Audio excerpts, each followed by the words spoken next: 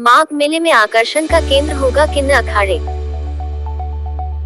माघ मेले की तैयारी तेजी से चल रही है। मेला प्रशासन लगातार कार्यों का निरीक्षण करने में जुटे हैं। माघ मेले का कार्य निर्धारित समय पर पूरा हो, इसके लिए सभी प्रभारी अधिकारी को समय समय पर आदेशित किया जा रहा है। माघ मेले की भव्यता की तर्ज इस वर्ष किन्न अखाड़ा पूरी तैयारी में है।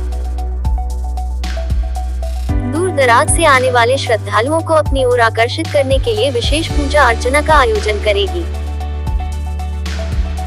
माघ मेले में किन्न अखाड़ा का भव्य पंडाल लगेगा।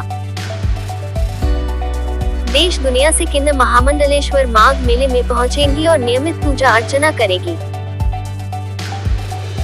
किन्न अखाड़ा पूरा 1.25 महीना संगम की रेती पर कल्पवास करेगी। भव्य होगा अखाड़ा की आचार्य लक्ष्मी नारायण त्रिपाठिका ने बातचीत करते हुए कहा कि हर वर्ष की तरह इस वर्ष भी किन्न अखाड़ा का पंडाल सजेगा। जिस तरह योगी सरकार कुंभ की तर्ज पर माघ मेले का आयोजन करा रही है, उसी तरह किन्न अखाड़ा भव्य और दिव्य अखाड़ा को सजाएगी। दूर दूर से आने वाले श्रद्धालुओं के लिए किन्न अखाड़ा का दरबार खुला रहेगा।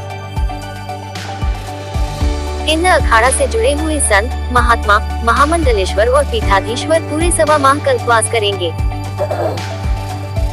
इस दौरान सभी विशेष रूप आराध्य देवता की पूजा अर्चना करेंगे। पूरे देश में खुशहाली आए, इसके लिए पूजा अर्चना की जाएगी। जिस तरह से कोरोना काल में लगातार देश में कई परिवारों ने दैख झेला है, उन परिवारों के घर में खुशहाली आए, इसके लिए भी विशेष पूजा अर्चना होगी। महामंडलेश्वर ने कहा कि माघ मेले में जमीन आवंटित के लिए मेला प्रशासन को अवगत करा दिया गया है। दल बदल करने वाले नेताओं पर भड़की महामंडलेश्वर लक्ष्मी नारायण।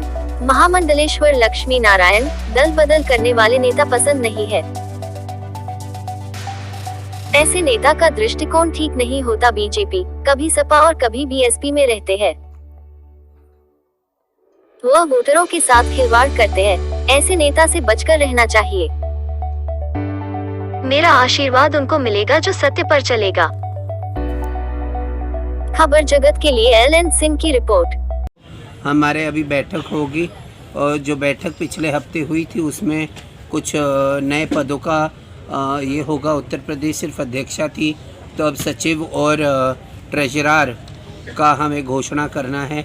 वो हम आज नहीं तो कल तक घोषणा कर देंगे, प्रेस को बता दिया जाएगा।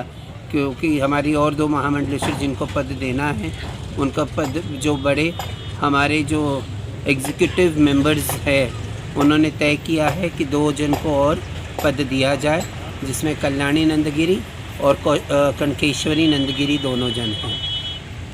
हमारे अखाड़े में हवन, पूजा पाठ और सब आप देख ही रहे हैं, इतना सुंदर से हवन कुंड बना है और मंचन होगा, बहुत सारे कार्यक्रम, धार्मिक कार्यक्रमों का।